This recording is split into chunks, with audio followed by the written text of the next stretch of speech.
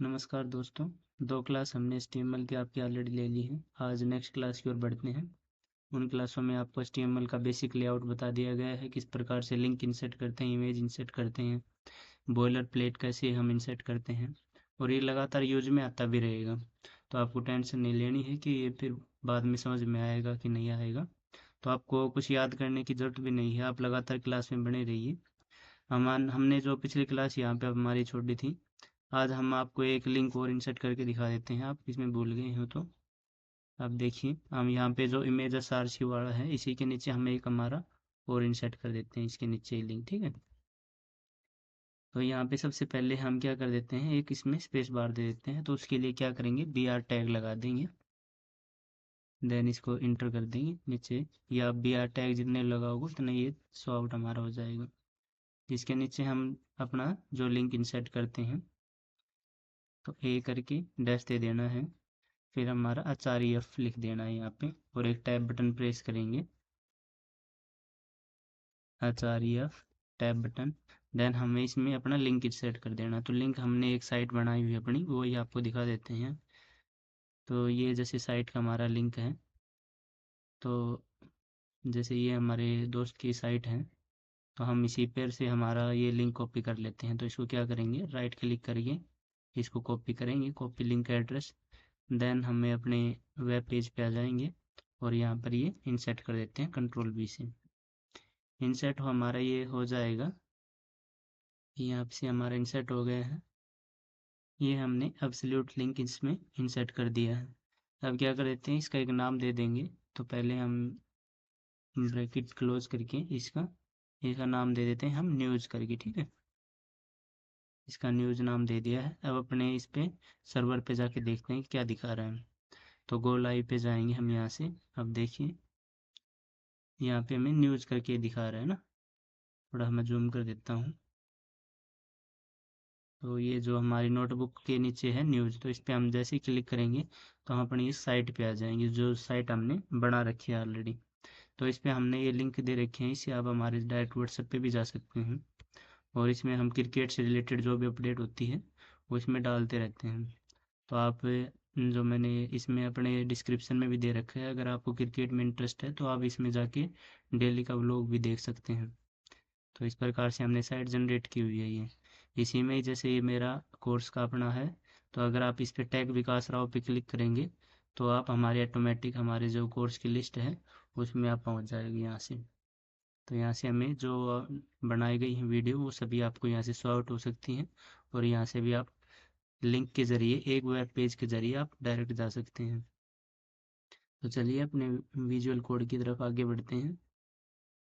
आगे बढ़ने से पहले अगर आपने चैनल को लाइक नहीं किया तो लाइक कर लेना है, और फर्स्ट बार अगर आप विजिट कर रहे हैं तो सब्सक्राइब कर लेना है, जिससे कोई भी अगली वीडियो आपको जल्द से जल्द मिलेगी अगर बेल नोटिफिकेशन आप प्रेस करते हैं तो। अब आज की वीडियो में बताएंगे कि सिमेंटिक्स और नॉन सिमेंटिक्स टैग क्या होते हैं। जो सिमेंटिक्स टैग होते हैं तो वो तो हमें ऑलरेडी, आप जैसे मैं उनका नाम लूँगा तो आप समझ जाएंगे कि क्या सिमेंटिक्स होता है क्या नॉन सिमेंटिक्स होता है। तो इस सब को हम क्या करते हैं, डिलीट कर देते हैं। जो हमने आपको बता रखा है इसको बैक करेंगे, और यहाँ से एक बॉयलर प्लेट और जनरेट कर लेते हैं नेक्स्ट। ठीक है, इसका कुछ हम क्लास 3 इसका नाम दे देते हैं, हमारा टाइटल में इसको लिख देते हैं क्लास 3।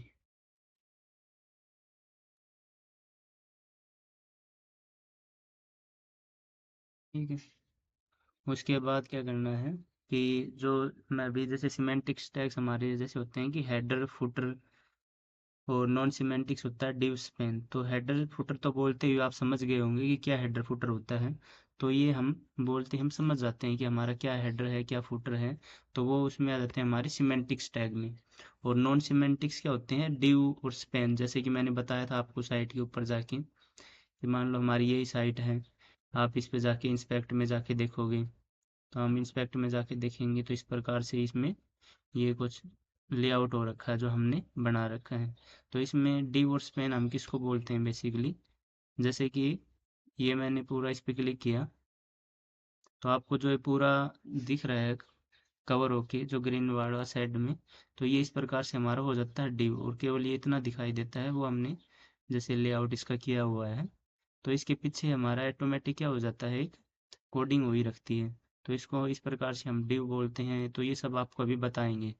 ठीक है, तो आप किसी भी वेब पेज में जाके राइट क्लिक करके इंस्पेक्ट करके उसका कोड देख सकते हैं कि उसमें क्या क्या कोडिंग क्या कर रखी है हमने। तो चलिए अपने VS कोड की ओर ही आगे आते हैं हम। अब इसमें क्या है कि जैसे हम हेडर फुटर डालते हैं कि हमारी जो साइट है, आप कोई वेब पेज बना रहे हैं तो वो हमारा सबसे अच्छा से अच्छा बेस्ट दिखे। तो उसमें क्या है कि आप जितना सिमेंटिक्स टैग्स यूज करेंगे तो आपका एसईओ भी उतना ही गुड होगा। एसईओ मतलब होता है सर्च इंजन ऑप्टिमाइजेशन, कि आपकी साइट किस प्रकार से हाई रैंक पे कर रही है। अब हम किसी पर टाइप करते हैं क्लास तो डिफरेंट डिफरेंट क्लास आ जाती हैं, तो जिसकी हाई रैंक पे सर्च इंजन ऑप्टिमाइजेशन अच्छा होगा, एसईओ टैग सिमेंटिक्स टैग अच्छे यूज किए होंगे, तो उसकी साइट भी सबसे ऊपर रन करती रहती हैं। तो इस प्रकार क्या करना है कि अच्छे से जो जितने सिमेंटिक्स टैग्स यूज करेंगे वो अच्छे से एसईओ जैसे हमारा गुड हो, तो ठीक से हम सिमेंटिक्स टैग्स हमारे हेडर फुटर हैं वो अच्छे से लगाने हैं। इससे क्या होता है कि यूजर का जो एक्सपीरियंस होता है वो भी अच्छा हो रहता है, इसमें यूजर का गुड एक्सपीरियंस मिलता है। इसलिए सही टैग को सही काम के लिए यूज करना है। अब इसमें क्या कर लेते हैं, हम जो बॉडी के अंदर आके अपना एक हेडर बना लेते हैं। तो हेडर बनाने के लिए इसमें टाइप करेंगे हम हेडर। ठीक है, अभी इस हेडर के अंदर ही हमें क्या लिख देना है, जैसे कि मैंने बताया था कि आपको अपना एक पोर्टफोलियो बनाना है, उसमें आप एक्सपीरियंस वगैरह अपनी एजुकेशन लिख सकते हैं। तो हम हेडर के अंदर हमारा देंगे सबसे पहले H1 करके, जैसे कि मैंने बताया था आपको। तो हम यहाँ से क्योंकि हमें हेडिंग बनाना है तो आपको H1 करके इसमें लिख देना है जो भी आपको एजुकेशन का जैसे आपने बना लिया, तो हमने यहाँ से एजुकेशन लिख दिया है। ठीक है, इसी प्रकार से आप इसमें कुछ और भी अगर इनबिल्ट करना चाहते हैं तो वो भी आप इसमें इजीली कर सकते हैं। यदि मैं मान लो इसमें हमारे एक प्रोजेक्ट भी अगर शामिल करना चाहें तो यहाँ से हम क्या कर सकते हैं, एक प्रोजेक्ट भी हम लिख सकते हैं, उसको भी हम H1 में, क्योंकि उसको भी हमें हेडर ही बनाना है, तो हम H1 में एक हमारा प्रोजेक्ट लिख सकते हैं। तो यहाँ से हम दे सकते हैं एक प्रोजेक्ट। अब क्या करना है, इसको हमें अब इसको हमारे वेब पेज के ऊपर देखते हैं कि ये किस प्रकार से हमें दिखाई दे रहे हैं। तो अपने वेब पेज के ऊपर जाएंगे यहाँ से, तो देखिए आपको दिख रहा होगा एक एजुकेशन और एक प्रोजेक्ट। ये हम नॉर्मली बॉडी के अंदर भी बना सकते थे, लेकिन जो हमने अब हेडर बनाया है उसमें क्या काम आता है, अब जाके इंस्पेक्टर करके देखेंगे। तो इसमें देखिए कि हमारा ये, हम यहाँ से एरो ले लेते हैं और देखिए अब ये जो दोनों दिखा रहा है तो दोनों एक साथ दिखा रहे हैं इसमें, क्योंकि आपका गूगल ऑटोमेटिक आपका रीड कर लेता है कि आपने अपनी साइट किस प्रकार से डिज़ाइन की हुई है। और इसमें ये भी दिखा रहा है कि वो हेडर में है या फुटर में है, क्या है। तो देखिए दोनों आपके हेडर में दिखा रहा है H1 एजुकेशन एंड प्रोजेक्ट। और ये देखिए, तो इस प्रकार से हमारा गूगल ऑटोमेटिक हमारा देख लेता है, कोई आपका जो साइट देखने वाला होगा तो वो देखेगा कि इसने अपनी साइट किस प्रकार से डिज़ाइन की है। तो ये इसमें हमारे जो अच्छा हमारा बताया मैंने एसईओ में रैंक करवाने के लिए, तो आप इस प्रकार से अगर अपनी साइट बनाते हैं तो एसईओ में भी एक गुड परफॉर्मेंस देती है आपको। और यदि आप कोई एक ही लाइन में अगर सॉर्ट करने हैं तो इसके लिए क्या कर सकते हैं, कि जैसे मैंने आपको बताया भी था पहले भी, कि यहाँ से हम एक जो हेडर है H1 है, यहाँ से हम क्या ले लेते हैं, एक हेडर को काट के हम आप प्री भी लिख सकते हैं यहाँ पे। तो हम यहाँ से एक प्री टैग ले लेते हैं, कि प्री टैग का क्या काम होता है, इसे हम अपनी जो स्पेस बार देंगे तो वो हमारे ये मेंटेन करके रखता है। तो हम दोनों तरफ यहाँ से प्री टैग दे देते हैं इनको।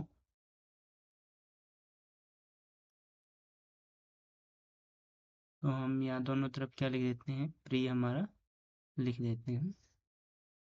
तो ये मैंने दोनों तरफ प्री लिख दिया है, और यहाँ पे हम इसको पैराग्राफ में डाल देते हैं। तो इन दोनों जगह हम क्या कर देते हैं, यहाँ पे भी पी लिख देते हैं, इसमें नीचे वाले में भी पी, हम सभी में पी लिख देते हैं। और यहाँ प्रोजेक्ट हम लिख देते हैं।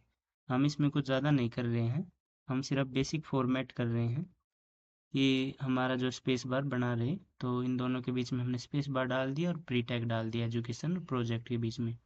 अब हम अपने वेब पेज पे जाके देखते हैं किस प्रकार से दिख रहे हैं। तो अब देखिए ये दोनों हमारे एक ही पेज में दिख रहे होंगे आपको, एजुकेशन एंड प्रोजेक्ट। एक ही पेज में हम इसको एक पहले भी एक पेज में था लेकिन वो ऊपर और नीचे था, अब ये पूरा हॉरिजॉन्टल हमें शो आउट हो रहा होगा। अब इसमें क्या है कि आप इंडिविजुअल इसमें एजुकेशन में भी क्लिक करके जा सकते हैं, प्रोजेक्ट में भी क्लिक करके एक ही पेज के ऊपर जा सकते हैं। अब हम क्या कर लेते हैं, जैसे ये हेडर बनाया उसी प्रकार से हम अपना एक फुटर भी बना लेते हैं। तो यहाँ पे हम एक फुटर बना लेते हैं, ये दोनों जगह हमारा प्री टैग देखिए जो हमने हेडर बनाया था यहीं की। अब आप जैसे ही हेडर बनाते हैं तो उसके नीचे हम क्या करते हैं, कुछ हम मेन हमारा जो कंटेंट है वो इसमें मेन कंटेंट इसमें लिखते हैं हम। तो इसमें मेन कंटेंट लिखेंगे तो इसके लिए कुछ जगह छोड़ देते हैं मेन कंटेंट लिखने के लिए। देन हम क्या करते हैं, उसके नीचे हम एक फुटर इनबिल्ट करते हैं। तो यहाँ से हम एक फुटर इनबिल्ट कर लेते हैं यहाँ से। तो ये मैंने जैसे कि फुटर इनबिल्ट कर लिया इसमें। तो इस फुटर में क्या करना है आपको, इसमें हम जो लास्ट में आप कुछ भी कंटेंट लिखते हैं, जैसे कि मैं लिख देता हूँ कॉन्टैक्ट मी एट, आप अपने यहाँ से कोई जीमेल लिख सकते हैं, जैसे मैं विकास राव करके बस अपने यहाँ तक 61 999 में आप लिख सकते हैं @gmail.com। तो मैं वैसे ही अभी फॉर्मेटिंग बना रहा हूँ। तो ये जैसे हमने यहाँ पे लिख दिया हमारा, ठीक है। तो ये सब हमने हमारे फुटर के अंदर डाल दिए हैं। और फुटर के अंदर ही हम क्या कर देते हैं, इसको कुछ साइज भी दे देते हैं। जैसे कि मैं यहाँ से इसको h3 दे देता हूँ, h3 h5 दे देते हैं यहाँ से। तो इसको हम h5 में पूरा डाल देते हैं, यहाँ पे हम लिख देते हैं h5। देन इसको अपने वेब पेज के ऊपर देखते हैं कि किस प्रकार से हमें दिख रहा है। तो अपने वेब पेज पे चलते हैं। अब देखिए ये दिख रहा होगा आपको, ये एजुकेशन प्रोजेक्ट हमारे जो हेडर हैं और ये हमारा हो गया फुटर। तो इसको आप नॉर्मली आपको इस तरीके से दिखाई दे रहा है, लेकिन जैसे ही हम इंस्पेक्ट में जाके इसको देखते हैं, व्यू पेज सोर्स में जाओगे आप, तो उसमें भी आपको दिखाई देगा। इसमें आप सोर्स में भी देख सकते हैं कि हमने क्या हेडर फुटर क्या अप्लाई किया है। अभी देखिए यहाँ पे सोर्स में जाके देखेंगे, यहाँ पे आपको फुटर दिखाई देगा आपने जो भी इसमें डाला हुआ है। यहाँ पे हमने मेन के लिए जो जगह छोड़ी थी ये हेडर में दिख रहा है आपको। तो इस प्रकार से आप भी पेज सोर्स के अंदर भी जाके हमारा जो भी आपने इसमें बेसिक कोडिंग कर रखी है तो वो इसमें देख सकते हैं। आपका गूगल इसी में ही आपके जाके देखता है कि आपने किस हिसाब से अपनी क्या कोडिंग बनाई हुई है। तो हमेशा क्या करना है, राइट क्लिक करके भी पेज सोर्स में देख लेना है। इसके अलावा इंस्पेक्ट में जाके देखेंगे तो यहाँ से आप इंस्पेक्ट में भी देख सकते हैं कि हमने ये किस हिसाब से कोडिंग कर रखी है। अब देखिए ये आपको इधर दिख रहा होगा h5 में कॉन्टैक्ट, जैसे कि मैं जिधर राइट में क्लिक कर रहा हूँ और लेफ्ट में ये ऑटोमेटिक आपको दिखाएगा कि क्या कुछ बना रखा है।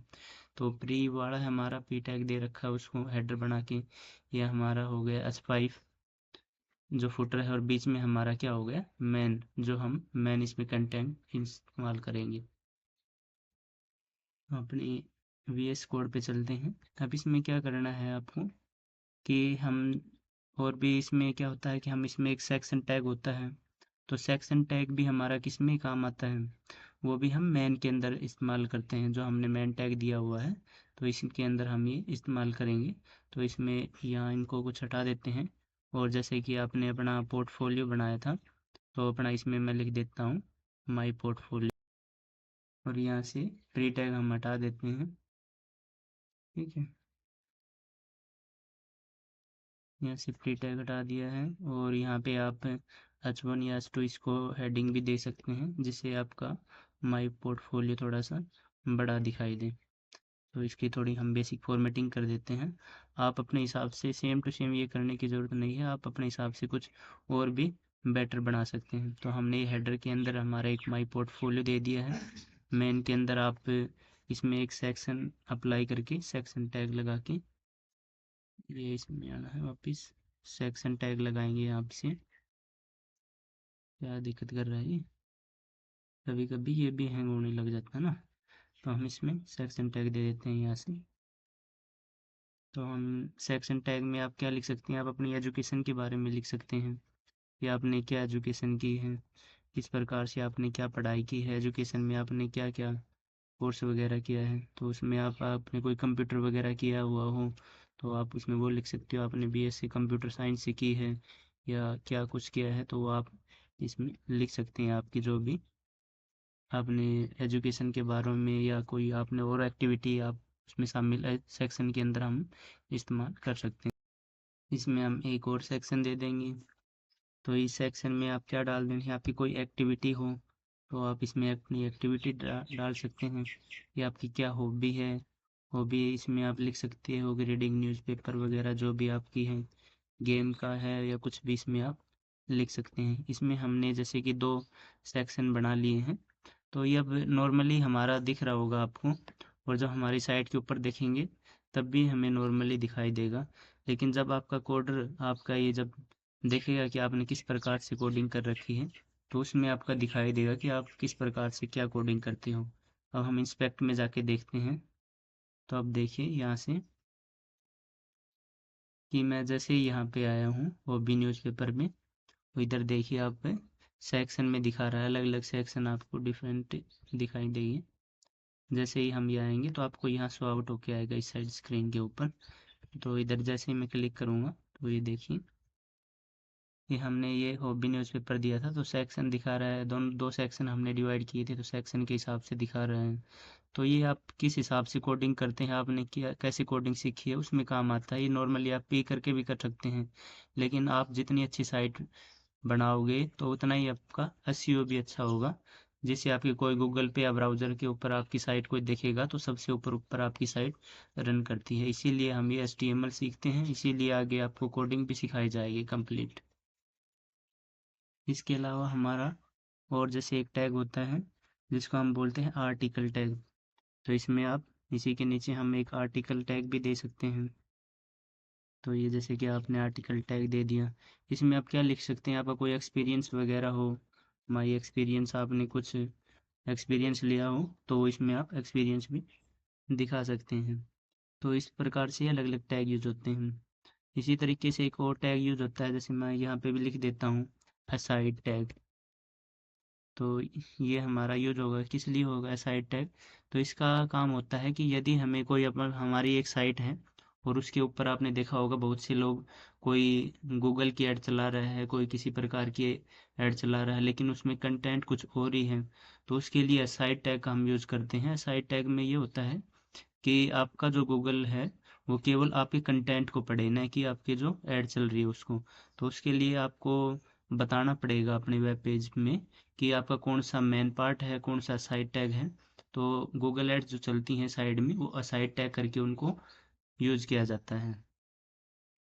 तो इसमें क्या करेंगे, जब हम अपने मेन पेज के अंदर ही आपको कोई ऐड चलानी होती है तो उसमें आप असाइड टैग का यूज करते हैं, और इसमें लिख देते हैं, मान लो कि मैंने लिख दिया दिस इज माई एड, ठीक है।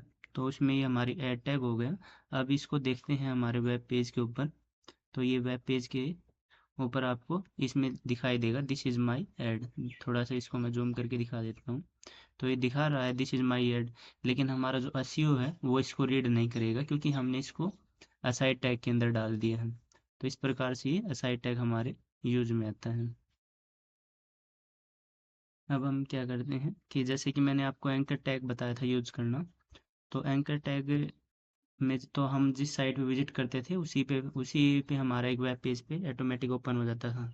उसी के अंदर एक हम टारगेट टैग को यूज करेंगे, तो टारगेट टैग में क्या होगा कि आपका एक न्यू पेज पे हम ऑटोमेटिक चले जाएंगे।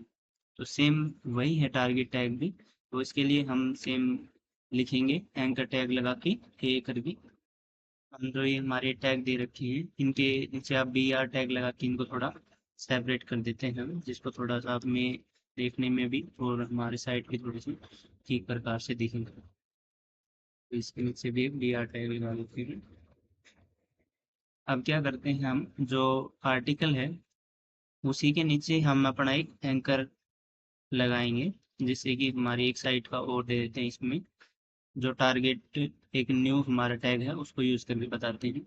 तो इसमें क्या करना है, ए सेम आपको उसी प्रकार से एच दे देना है। देन इसमें एच में क्या करना है आपको, इक्वल टू लगा के हमें एक लिंक डाल देना है इसमें। तो लिंक में क्या डालेंगे, हम सेम अपना गूगल का ही लिंक इसमें डाल देते हैं कॉमा लगा के, ठीक है। तो इसमें हम अपनी गूगल साइट पे चलते हैं और यहीं से गूगल का ये एक उठा लेते हैं। तो ये हम कॉपी करके हमारे VS कोड के अंदर डाल देते हैं इसमें। तो यहाँ पे हमने ये कोड डाल दिया है। अब क्या करना है, इसमें हमें एक टारगेट लगाना है। तो टारगेट जैसे ही हम इसको यूज़ करेंगे, टारगेट को, ये जैसे मैंने इसमें टारगेट लिख दिया है। इसके बाद करना है आपको इक्वल, देन ये कॉमा लगा देना है। फिर यहाँ पे आपको एक स्लैश देना है, डॉट दे के उसमें लिख देना है मैं। अब या आप इसमें कुछ और नाम दे सकते हैं, इसमें मैन करके उसके बाद आपको ये बंद कर देना है टैब। और फिर इसमें हमें जो इसका नाम देना है, गूगल देना चाहते हैं आप, जो भी इसका नाम दे सकते हैं। यहाँ से हम इसका गूगल नाम दे देते हैं, ठीक है। इसको पीछे वाले को आप डिलीट करो तो डिलीट भी कर सकते हो, HREF को। अगर नहीं करते हो तो भी इतना कुछ आपको दिक्कत नहीं करता है। हमें सेम अपना वो स्लैश लगा के इसमें ये दे देंगे, ठीक। तो अब अपने वेब पेज के ऊपर हम देखते हैं किस प्रकार से हमें दिखाई देता है। अब हमने जो लास्ट वाला 4F लगाया है, इसके लिए एक कमाल की चीज़ दिखाते हैं आपको। तो अपने वेब पेज के ऊपर ही चलते हैं। नीचे हमने जो ऐड दिखा रखा था उसका भी एक लिंक बन के आएगा आपके पास। अब देखिए जो गूगल का लिंक है, इस पे हम जैसे ही गूगल पे क्लिक करेंगे तो हमारे नेक्स्ट टैब में ऑटोमेटिक ओपन होके आ जाएगा। उसी के साथ में हम क्या करते हैं, इसमें बैक करते हैं, ये क्योंकि नेक्स्ट टैब में आ गया है। अब हम दिस इज माई ऐड पे चलते हैं, इस पे क्लिक करेंगे तो भी हमारा क्या गूगल के ऊपर दिखाएगा, क्योंकि हमने आगे भी HREF लगा दिया था, इसलिए सभी क्लिकेबल हो गए हैं और पूरे सभी गूगल के ऊपर जा रहे हैं। तो हमें क्या करना है, यहाँ से HREF जो आपने टैग लगाया है इसको हटा देना है। और हम जैसे ही यहाँ से हटा देते हैं तो बाकी जो हमारे नीचे वाले दिस इज माई ऐड था, ये भी क्या है, इससे इन सब से हमारा क्लिक ऑटोमेटिक हट जाएगा। तो अब देखते हैं कि हटता है कि नहीं। अब देखिए हमारे गो लाइव पे जाके देखते हैं। अब देखिए ओनली गूगल हमारे क्लिकेबल है, बाकी नॉट क्लिकेबल है। तो गूगल पे क्लिक करेंगे तो हमारे एक नेक्स्ट टैब में ये ओपन होके आ जाता है। इस प्रकार से ये टैग हम यूज कर सकते हैं। ये टारगेट यूज का काम आता है नेक्स्ट पेज के ऊपर लेके जाने के लिए। यदि हमें उसी के ऊपर लगाना है तो क्या कर देना, हम इसको टारगेट को अगर हम यहाँ से रिमूव कर देते हैं तो फिर देखते हैं कि हमारा किस प्रकार से काम होता है। जैसे ही हम फिर से हमारे गो लाइव सर्वर के ऊपर जाके देखते हैं तो अब देखिए यहाँ पे जैसे ही मैं गूगल पे क्लिक करूँगा तो इसी के अंदर ये ओपन होके आता है। तो इसलिए हमारे टारगेट जो टैब एंकर होता है, ये यूज होता है हमारा टारगेट, कि हम एक नेक्स्ट पेज पे जाने के लिए। अब क्या करते हैं, हम एक इमेज क्लिकेबल कैसे बनती है वो बता देते हैं। जैसे कि कल क्लास में बताया था कि आज हमें ये बताना था आपको। तो यहाँ क्या करते हैं, टैग यूज करेंगे इमेज का। तो इमेज SRC टैग, तो यहाँ से क्या लिख देंगे हम, इमेज SRC इक्वल। अब यहाँ से हमें जो हमारा टैग है गूगल का, वो हम यहाँ से इसको दे सकते हैं इमेज SRC के अंदर ही। तो अपने वेब पेज के ऊपर चलते हैं और यहाँ से कोई गूगल का जैसे हम ये लोगो उठा लेते हैं, तो इसको जाके हम कॉपी इमेज एड्रेस करेंगे। देन यहाँ पे अपने VS कोड पे आके इसको पेस्ट कर देंगे, ठीक है। अब ये काफ़ी बड़ा दिखाई दे रहा होगा ना आपको। तो इसको क्या करते हैं, वैसे अपनी सेटिंग पे जाके जैसे कि मैंने बताया था, तो टॉगल से हम इसको ठीक कर लेंगे। हम देखिए जैसे तो हम सेटिंग में जाके अपने कमांड प्लेट में इसको टॉगल से इसको सेट किए, काफ़ी बड़ा लिंक है इसका ना इमेज का। तो चलिए अब जो एक एल्ट का हम यूज करते हैं, तो ये बताया था कि मैंने इमेज में एल्ट का प्रयोग किस लिए होता है, क्योंकि कभी हमारा इसमें आप कुछ भी इसमें चेंजमेंट करोगे तो वो हमारा जो इमेज है वो डाउनलोड नहीं होगी, वो दिक्कत दिखाएगी। इसलिए हम एल्ट टैग का यूज करते हैं और यहाँ से गूगल हम इसमें लिख देते हैं, ठीक है। देन हमारा ये, इसको अब हम देखते हैं कि किस प्रकार से दिखेगा। तो अपने वेब पेज के ऊपर चल के इसको अभी एक बार हम चेक करते हैं फर्स्ट ऑफ में। तो देखिए हमारा ये बन के आ गई है। अब ये इमेज पे जैसे ही हम क्लिक करेंगे तो हमारा क्या है, ऑटोमेटिक गूगल ओपन हो जाएगा। तो इस प्रकार से इमेज क्लिकेबल बन जाती है हमारी। अब क्या करते हैं, जो हमारी इमेज है वो काफ़ी बड़ी दिखाई दे रही है, तो हम इसको क्या कर लेते हैं, थोड़ा सा छोटा कर लेते हैं ना। तो उसके लिए मैंने बताया था कि आप हाइट का यूज़ करेंगे, तो उसके अंदर हम दे देते हैं उसकी 58। देन देखते हैं कि उसके अभी गूगल किस प्रकार से शो आउट हो रहा है। तो अब देखिए हमारी आईडी इसकी छोटी हो गई है। जैसे इस पे हम क्लिक करेंगे तो हमारे गूगल पेज के ऊपर आ जाएंगे। अब क्या करते हैं कि हम इसी जो एड्रेस दे रखा है इसमें से कुछ डिलीट कर देते हैं, ठीक है। अभी देखते हैं कि ये क्या शो आउट होके आ रहा है। तो जैसे ही हम इस पर फिर जाएंगे गो लाइव में, अब इसमें ये एरर दिखा रहा है। देखो ये हमारी पिक है जो कट गई क्योंकि हमने इसमें चेंजमेंट कर दिया है। तो जब भी आप कोई एड्रेस डालते हैं तो आपको देखना है कि वो बिल्कुल ठीक होना चाहिए, तभी आपका ये पूरा शो होके आएगा आपके सामने। और यदि हम इस एड्रेस को और भी अगर ऐसे काट देते हैं और फिर से अगर हम अपने वेब पेज के ऊपर देखेंगे तो देखना हमारी फोटो के ऊपर एरर दिखाएगा और उस पर केवल गूगल दिखाएगा। इसका देखो मैं इसको थोड़ा जूम कर देता हूँ। अब देखिए गूगल की हमारी फोटो डाउनलोड नहीं हो रही है, लेकिन इधर क्या दिखा रहा है गूगल। इससे क्या है हमारा यूजर को ये फील ना हो कि यहाँ पे क्या था जो देख नहीं पा रहा है। तो इसलिए ये हम फोटो के लिए अल्टर डाल देते हैं। लेकिन जैसे हम गूगल पे क्लिक करेंगे तो हम अपने वेब पेज के ऊपर यहाँ से जा सकते हैं। अब नेक्स्ट क्या है कि जैसे मैं आपको डी और स्पेन टैग की बताया था जो हमारे नॉन सिमेंटिक्स होती हैं। तो उनके लिए क्या करना है कि जैसे कि हम यहाँ पे हमारा एक टैग डाल देते हैं div टैग। इस h5 के नीचे डाल सकते हैं या मैन में भी डाल सकते हैं। हम यही मैन में एक डाल देते हैं div टैग करके, ठीक है। तो जैसे मैंने ये div लिख दिया इसमें। अब इसका कोई स्पेसिफिक काम नहीं है क्योंकि हम div के अंदर कुछ और भी हम इंक्लूड करते हैं उसके अंदर कुछ एक कंटेनर की तरह काम करता है कि हम एक div के अंदर कुछ अलग अलग उसमें लिख सकते हैं और फिर हम ये जाके हमारे गूगल पे जाके इंस्पेक्ट में देखेंगे तभी हमें दिखाई देगा। अभी हम जाके कुछ देखेंगे तो उसमें कुछ दिखाई नहीं देगा। इसके नीचे थोड़ा मैं बी आर दे देता हूँ हमारा, जिससे आपको पता लग जाए कि कहाँ div टैग है उस प्रकार से। तो हम अपने अभी देखते हैं इसको वेब पेज के ऊपर कि ये किस प्रकार से दिखाई दे रहा है। तो देखिए यहाँ पे कुछ है नहीं, खाली है। क्योंकि इसका जो div टैग है उसका कुछ खास यूज नहीं होता है। लेकिन हम जब व्यू में जाके देखते हैं ये कि हमें किस प्रकार से दिखेगा, तो इंस्पेक्ट में जाके देखते हैं इसको ना। तो इंस्पेक्ट में जाके देखते हैं कि यहाँ पे साइड में क्या क्या कर रखा है। तो यहाँ हम देखते हैं तो आप देखेंगे कि आपके राइट साइड में div दिखाई दे रहा होगा आपको ना। एस आई टैग और उसके नीचे बी आर टैग है, फिर एक क्या है div है बी आर के जस्ट नीचे। अभी देखिए जो एस आई टैग के ऊपर हमने क्लिक किया हुआ है उसके नीचे एक बी आर है और उसके नीचे हमने एक div बनाई है। तो एक कोडिंग जब आप करते हो तो आपके कोड में दिखाई देता है कि आपने इस साइट के अंदर क्या बना रखा है और क्या कुछ नहीं है। तो उस प्रकार से ये div टैग यूज होता है। अब इसके अंदर कुछ और आगे आपको करके दिखाते हैं।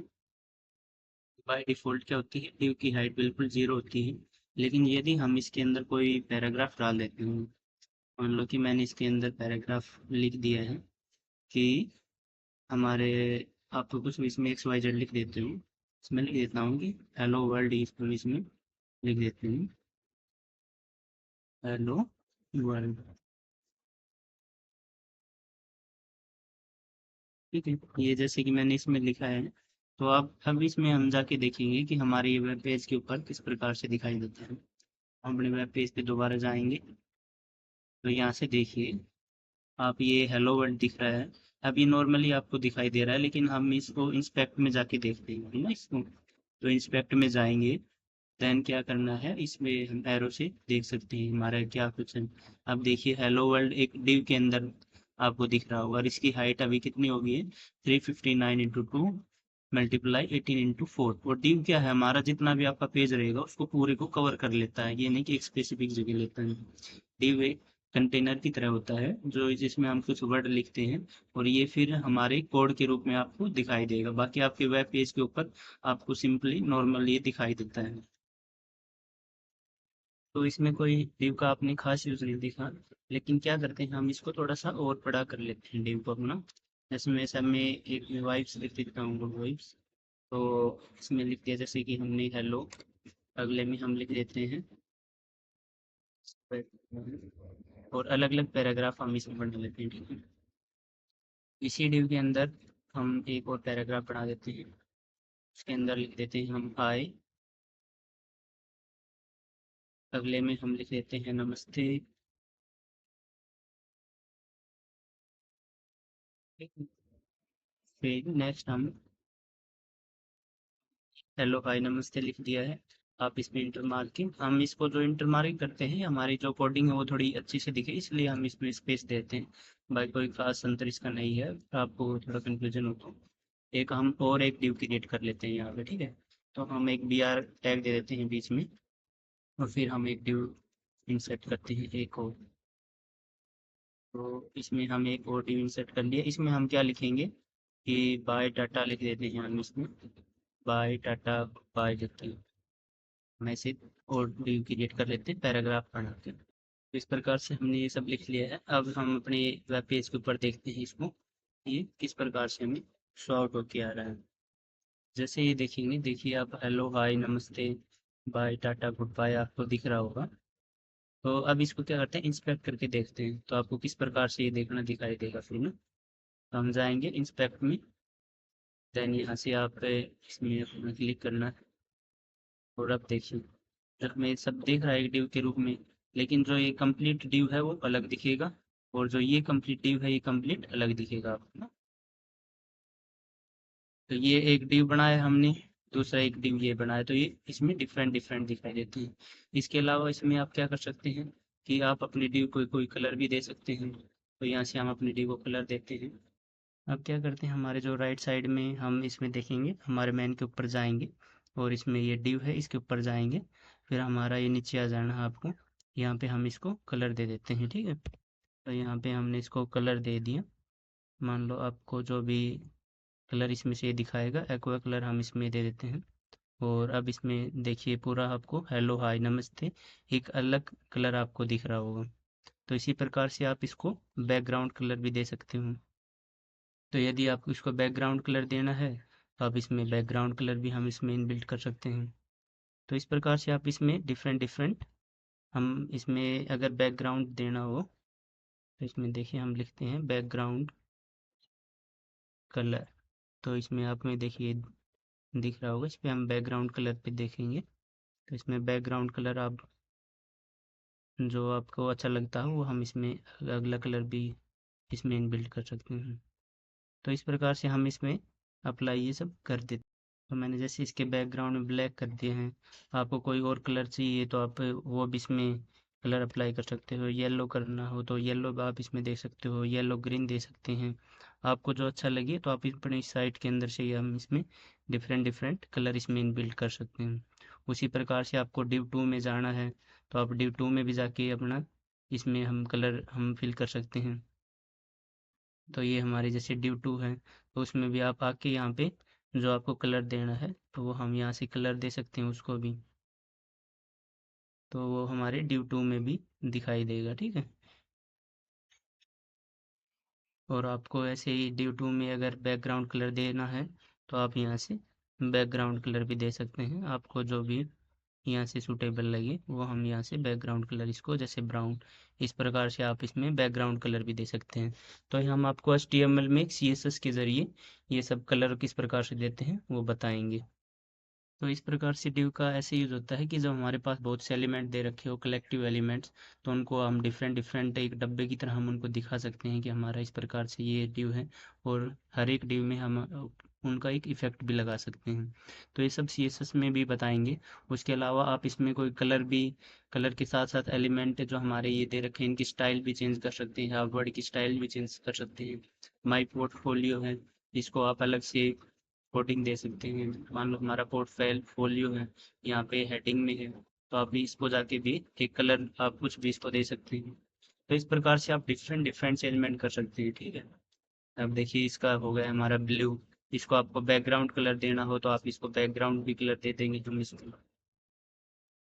तो इस प्रकार से आप जितना अच्छा आप अपने CSS के जरिए हम सभी बताएंगे, तो इस प्रकार से हम डिफरेंट डिफरेंट और एक ज़बरदस्त साइट हम बिल्ड करके करेंगे आपके साथ साथ। आप भी अगर हमारे साथ जुड़े रहिए, आप अपनी एक साइट बनाइए, और उसको हम फिर किस प्रकार से गूगल पे क्रोम पे हम उसको रन करवा के भी दिखाएंगे आपको। तो आप भी लगातार अगर बने रहेंगे तो अच्छे से अच्छी अपनी साइट को बिल्ड कर सकते हैं।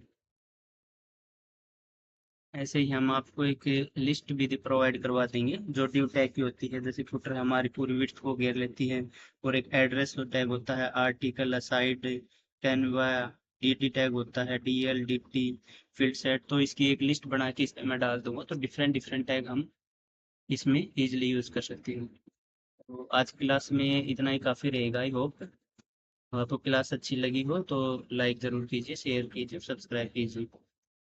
धन्यवाद। जय हिंद, जय भारत।